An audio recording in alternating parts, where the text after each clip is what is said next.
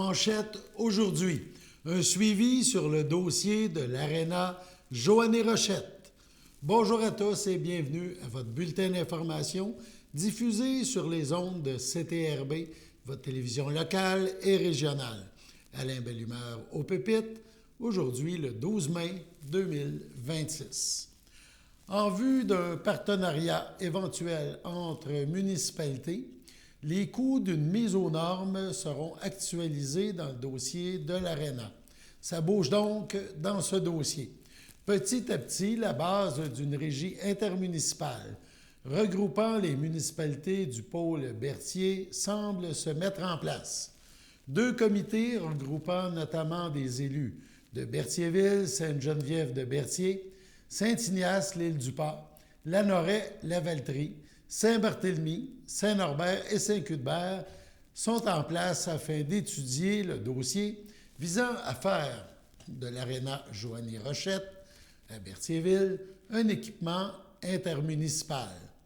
Il y a quelques jours, les municipalités de Berthierville, Sainte-Geneviève-de-Berthier, Saint-Ignace-de-Loyola et de l'Île-du-Pas ont chacune, tour à tour, adopté une résolution visant l'actualisation de la mise aux normes de l'Aréna. Les autres municipalités le feront incessamment. Un pas de plus si l'on veut regrouper les forces municipales dans ce projet commun. On écoute dans un premier temps un extrait de la séance mensuelle du mois de mai des élus de Berthierville. Le conseiller municipal Jean-François Frenière prend la parole. 9.3 maintenant, c'est le programme d'aide financière aux infrastructures récréatives, sportives et de plein air, ce qu'on appelle communément, nous, le PAFIRSPA. Monsieur Frenière. Attendu que les travaux de mise aux normes et de rénovation de l'Aréna Joanny Rochette sont requis afin d'assurer la sécurité des usagers, la conformité des réglementaires et la pérennité de l'infrastructure, attendu que le programme d'aide financière aux infrastructures récréatives, sportives et de plein air, le PAFIRSPA, permet de soutenir financièrement ce type de projet, attendu qu'un comité intermunicipal regroupant des municipalités de la MRC de Dautrey travaille à l'analyse de scénarios de collaboration intermunicipale afin d'assurer la pérennité de l'Aréna Joanny Rochette, attendu que l'Aréna Joanny Rochette est la propriété de la Ville de Berthierville.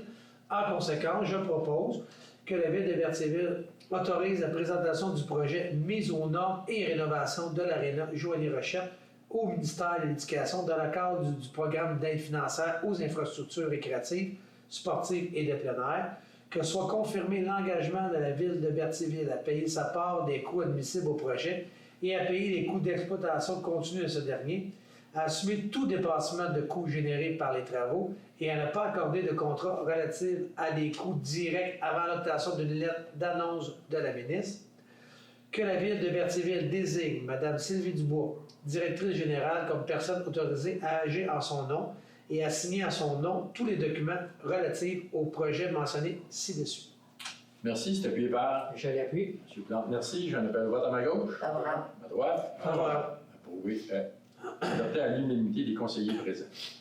9.4 maintenant, c'est le service professionnel relatif à la mise à jour des travaux de mise aux normes et de rénovation de l'Aréna Joanny Rochette, M. Frenière.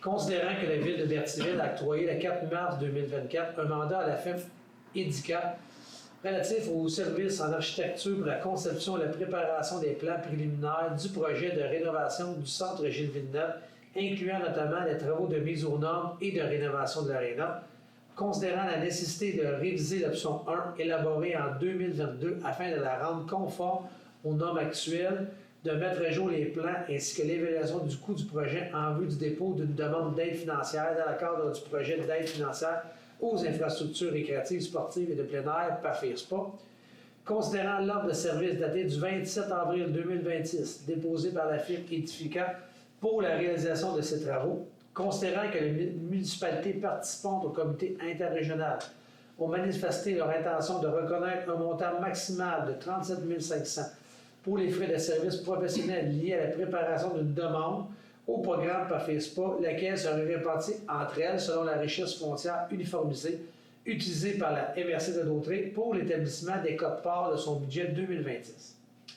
En conséquence, je propose d'octroyer à la firme Edifica le mandat relatif à la mise à jour du projet mise aux normes et rénovation de l'aréna Joanney-Rochette, incluant la préparation de l'ensemble des documents requis répondant aux critères d'évaluation du volet 1 du programme PAFIRSPA pour un montant de 26 070 $ plus les taxes applicables, conformément à l'ordre de service détaillé du 27 avril 2026, et d'autoriser la directrice générale à requérir au besoin des services supplémentaires sur une base de prix unitaire tel que prévu à l'ordre de service, advenant des exigences additionnelles liées au dépôt de la demande d'aide financière.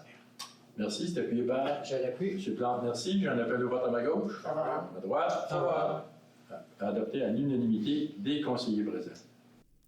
On poursuit. On se transporte maintenant à Saint-Cuthbert lors de la séance du Conseil du mois de mai où le maire Richard Bellumeur résume le dossier de l'Aréna. Point 16, Aréna. Joanney-Rochette, recommandation à la Ville de Berthierville et appui au dépôt d'une demande dans le cadre du programme d'aide financière aux infrastructures récréatives, sportives et de plein air, le PAFISPA. Tu dois y aller. OK. C'est ça. Dans le fond, la Ville de Berthierville et plusieurs autres municipalités se réunissent actuellement pour trouver une méthode de créer une régie intermunicipale pour faire de l'Aréna une infrastructure régionale où chacun serait copropriétaire puis paierait au prorata d'une espèce de calcul qui n'est pas encore déterminé, mais qui va être décidé.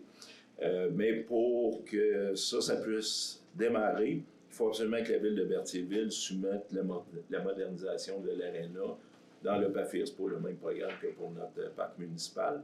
Ça, c'était conditionnel pour que toutes les municipalités, ne serait-ce étudient la possibilité De former une régie. C'est de former une régie. Donc, la résolution, c'est pour recommander, appuyer la Ville de Berthierville dans la demande. Ah oui, là, j'ai oublié. S'il y a une régie intermunicipale, évidemment, c'est la nouvelle régie qui va être preneur du projet, là, qui va payer. Mais c'est Berthierville qui doit le déposer au départ. Donc, Mais c'est ça va inclure à ce moment-là le projet à Saint-Cuthbert? Non, c'est deux projets. C'est juste pour... C'est vraiment indépendant. Non, c'est des... Ouais. Puis, donc, c'est ça, c'est pour appuyer la Ville de Berthierville dans la demande. Puis aussi, c'est pour recommander d'aller de l'avant avec l'actualisation des coûts. Eux, ils ont fait une étude avec leur firme d'ingénieurs en 2024. Les coûts ont changé, il faut actualiser pour soumettre le bon montant à la demande d'aide financière. Donc ça, c'est un coût qui va s'élever à 37 500 maximum.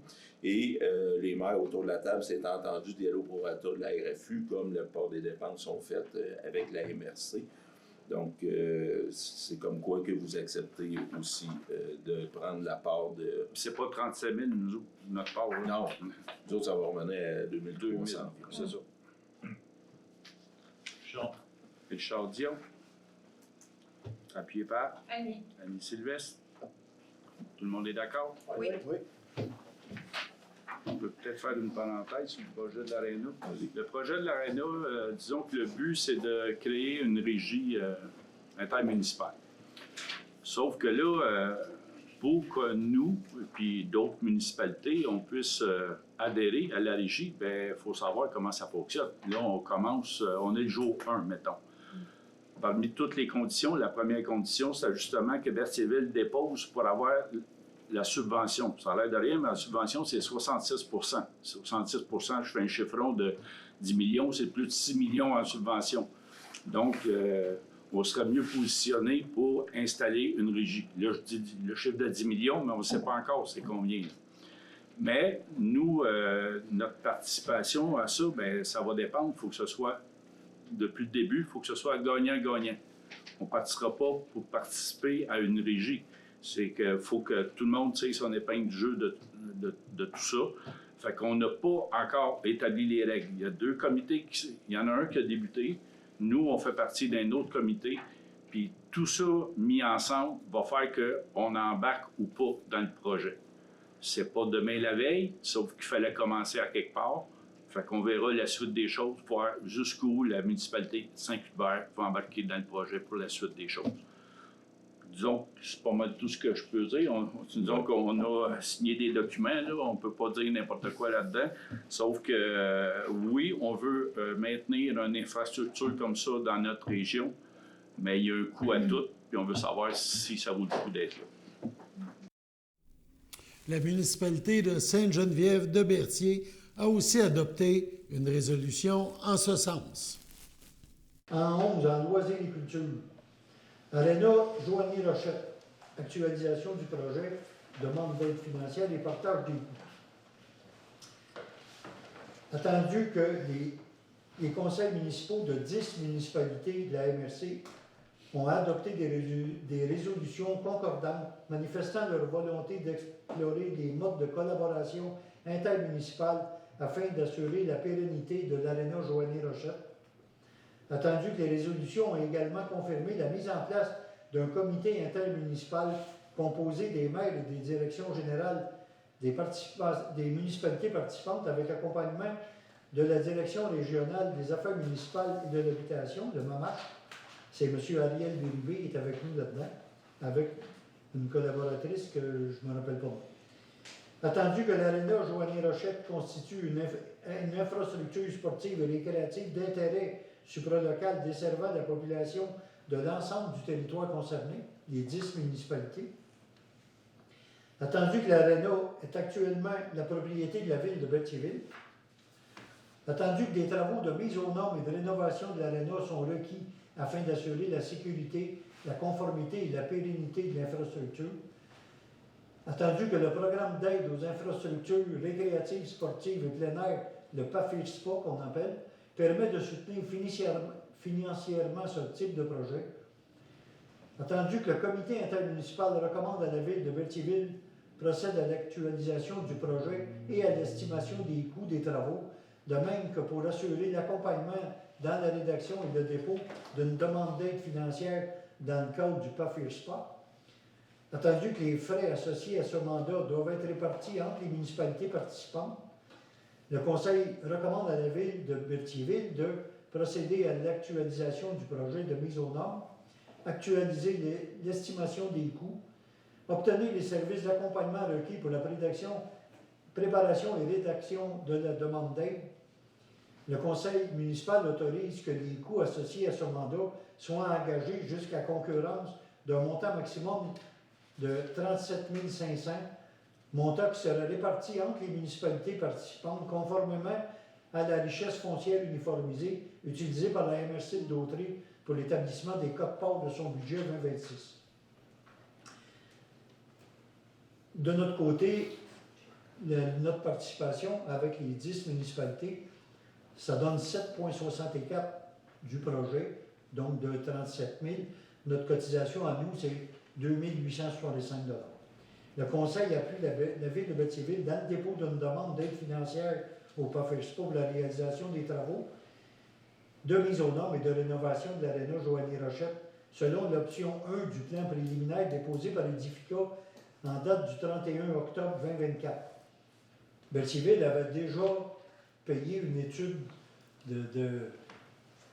avec l'architecture et tout, puis il y avait 2-3 options, puis quand on s'est réunis à 10 municipalités, on a pris l'option 1, c'est-à-dire remise aux normes de toute l'aréna, puis même un peu agrandi, je me trompe un peu, mais de 450 places à 712, une affaire comme ça. On va agrandir même les estrades un peu, puis on a en tête on n'a pas vraiment de chiffres. Ça va sortir avec la mise aux normes des chiffres qu'on avait là. Mais à l'époque, en 2024, je pense que ça tournait autour de 12 millions. C'est sûr qu'il va y avoir une augmentation. Donc, on appuie la ville dans le dépôt de tout autre programme d'aide financière, évidemment. Puis qu'une copie de la résolution soit transmise à la ville de Berthierville ainsi qu'à la Direction générale du ministère des Affaires municipales. Les détails, c'est que l'actualisation des coûts pour l'architecture et le dépôt à PAFIRSPA, c'est 26 070 $. Réévaluer le système de réfrigération, c'est 4 300 $. Puis refaire les analyses énergétiques, c'est 1 950 $. Ça fait 32 000 quelques cents. puis on se donne un petit jeu, parce que ça peut varier un peu. Donc, on a accepté pour 37 500 maximum. Nous autres, le maximum, ça peut nous coûter, c'est 2 865. Un proposeur, un secondaire, M. Darbo propose avec M. Langlois. C'est bon? D'accord. Tout le monde est d'accord? Tout le monde est d'accord. Finalement, les élus de Saint-Ignace de Loyola ont aussi adopté une résolution similaire. L'avenir de l'Aréna Joanie Rochette est donc entre les mains des élus municipaux du pôle Berthier. Sur ce, allons à la pause. Votre station de télévision de Berthierville vous invite chaleureusement à son bingo hebdomadaire présenté tous les samedis matins à 9h30. Chaque semaine, les amateurs de bingo se partagent la belle somme de 600 $ lors de cette joute pleine de plaisir et d'émotion. Et ce n'est pas tout. Le premier samedi de chaque mois, la cagnotte est de 2000 $, ce qui vient ajouter encore plus de suspense et de possibilités de gain. Pour vous procurer vos cartes de jeu, rendez-vous chez nos dépositaires participants à Berthierville, le dépanneur Formule 1 et la station-service Arnois sur le boulevard Gilles Villeneuve, le marché IGA Extra Famille Mondor sur la rue Gabriel Brissette, le Super C sur la rue Notre-Dame, la pharmacie Proxime sur la rue de Frontenac à Saint-Ignace de Loyola, le dépanneur Proxy sur la rue de la Traverse, ainsi que la boucherie Aldo sur le rang Saint-Michel. Ne manquez pas ce rendez-vous hebdomadaire chaque samedi matin sur les ondes de CTRB, votre télévision locale et régionale au poste 701.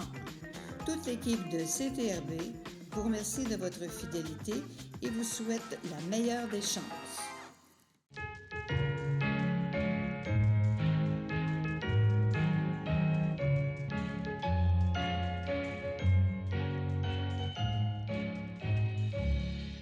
En ce 12 mai, la FADOC de l'île du Passois de Bonne-Fête à Lucette Saint-Martin. C'est votre anniversaire aujourd'hui. Toute l'équipe de CTRB se joint à moi et vous souhaite un heureux anniversaire. CTRB a rencontré Julie Tétrault, directrice générale du groupe d'entraide En toute amitié, qui est venue donc dans nos studios nous parler de son organisme et des projets à venir. On écoute une première partie de cette entrevue qu'elle nous a accordée. La suite sera diffusée dans les prochains bulletins d'information. Je suis en compagnie de Julie Tétrault. Bonjour, Julie. Bonjour. Maintenant, on va dire directrice générale de GETA, du groupe Entraide En toute amitié. Ben oui. Ça fait déjà 10 ans presque, hein? Ça fait 10 ans qu'on se connaît puis qu'on se rencontre et tout ça. Ça va vite. Le temps passe. Le temps passe. C'est effrayant et tout. On vient de se rencontrer encore, faire un petit peu d'évolution. On va parler un petit peu du GETA. La mission n'a pas changé. On en a entendu parler pendant les 2 semaines du communautaire à bout. Vous avez travaillé fort, vous avez essayé de vous faire entendre. Je pense que ça a bien été quand même.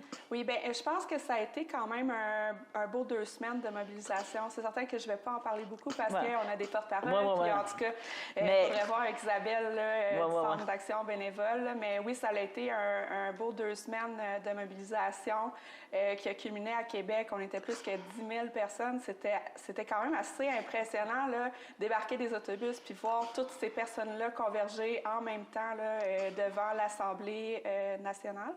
Puis c'est certain que nous, en lien avec cette mobilisation-là, le conseil d'administration de notre organisme, bien, il avait choisi d'adhérer à la campagne. Puis, dans le fond, on le faisait principalement pour deux choses. Là. En fait, on le faisait pour nos membres, en premier lieu, parce que le financement à la mission...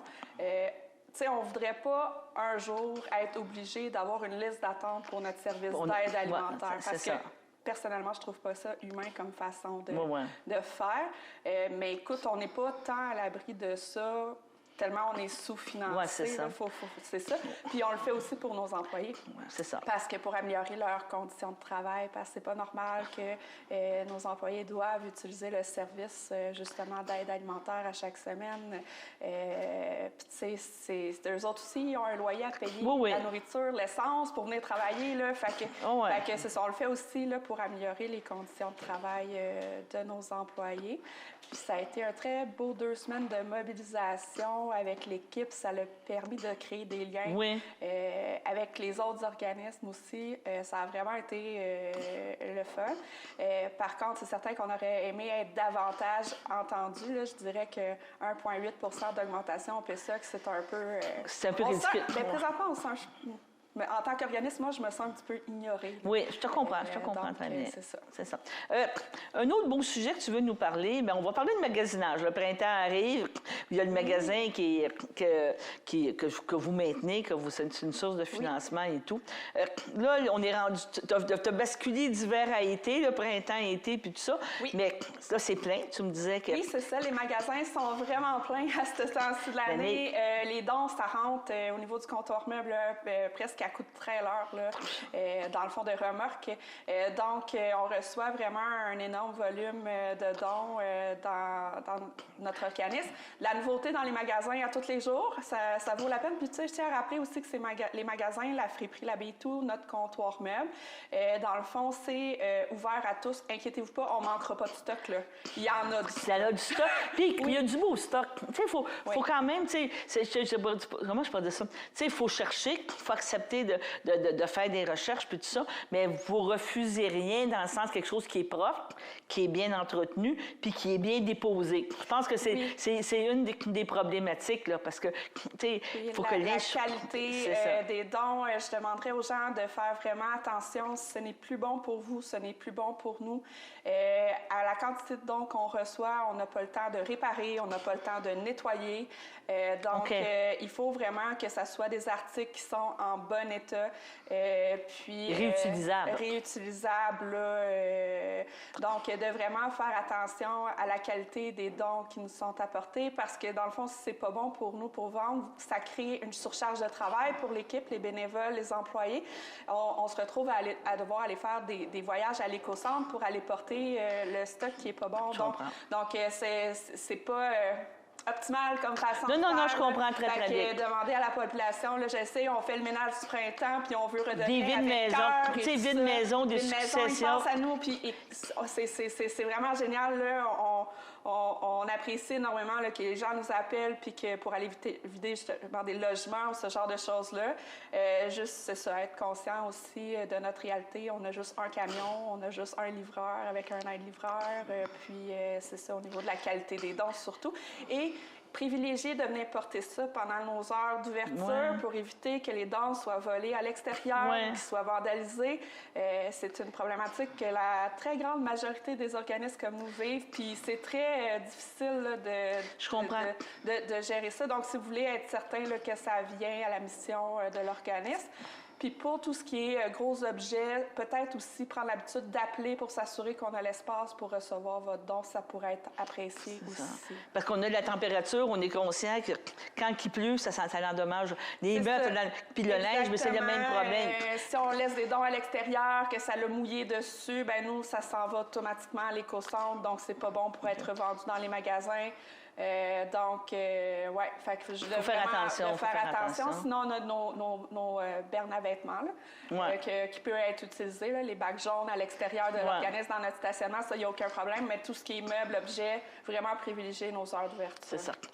Au niveau des vêtements, je te pose la question, est-ce qu'il y a une partie que vous pouvez revendre en récupération ou aujourd'hui, c'est plus tant la mode de prendre de la guenille, comme on dit, puis de la revendre, ça se fait moins, hein?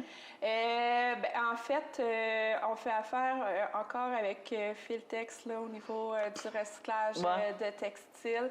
Mais je sais que pour l'industrie du textile, le recyclage de textiles actuellement, c'est assez limité, difficile. On va dire ça comme ça. Là. Ils ont la difficulté à revendre ou à... OK, c'est ça. C'est encore la même problématique. Oui, fait qu'on est un petit peu... on reste, c'est ça, on doit gérer ce gros volume de dons. C'est ça, t'es coincé dans toutes les choses comme ça. C'est ça, mais on arrive encore à faire pour l'instant du recyclage de textiles. Donc, c'est vraiment une infime partie de ce qu'on reçoit qui se retrouve au site d'enfouissement au niveau du textile. OK. Donc, on rappelle quand même les heures d'ouverture. Dans le fond, c'est du mardi au vendredi. Hein? Je ne vais pas me tromper. Mardi au vendredi de 13h à 16h et les jeudis, on est ouvert jusqu'à 18h30. Donc, si vous ne pouvez pas dans l'après-midi, ces heures-là, début de soirée, début de soirée, prenez le temps. Prenez le temps. Puis comme je disais, c'est vraiment ouvert à tous. Les profits réalisés dans nos magasins, ben c'est réinvesti dans notre mission de lutte à la pauvreté. Puis on manquera pas de stock, vous enlevez pas rien à personne. Ça, c'est vraiment une idée qu'il faut déconstruire. C'est ça, d'accord.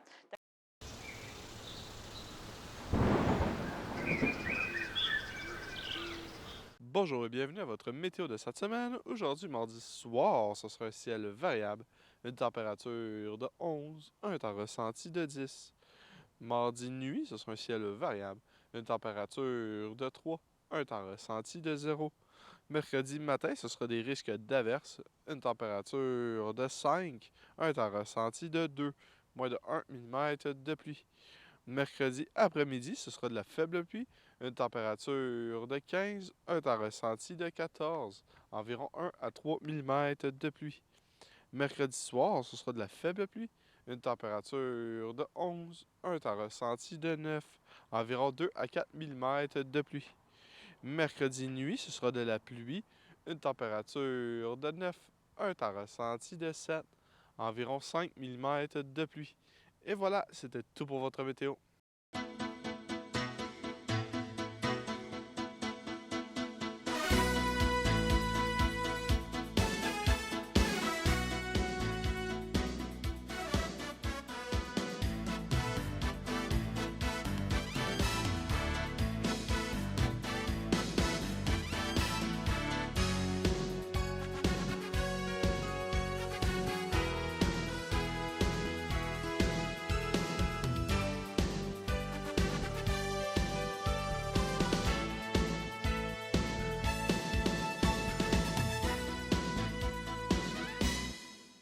Salut tout le monde, ici Daniel Grenier pour vous parler des télévisions communautaires autonomes.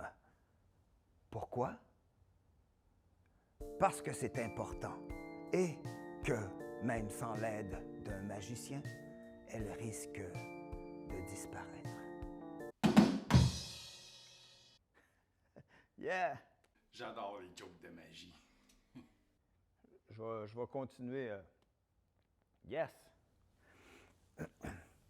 La première fois que j'ai fait une entrevue à la télévision, c'était à la télévision communautaire des Bois-Francs. Oui, moi et mon groupe d'humour, nous avions fait une entrevue et même 2 sketchs. Bon, là, j'entends des gens dire à la maison « Hey, montre-nous-en un bout! Montre-nous-en un bout! » Ah, non. Bon, OK, un petit extrait. Wow! Là, ça va faire m'appeler la police, vous allez avoir une amende. Il y en a qui apportent des peanuts aussi! Avec des bonnes pistachios! Grâce à cette expérience, j'ai appris que faire de l'humour devant personne, ça rit moins.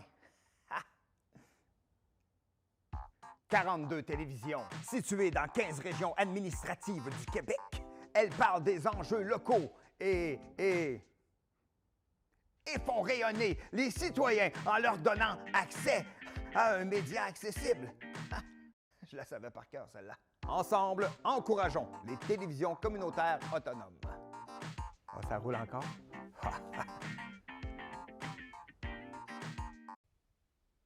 J'ose ma télé communautaire.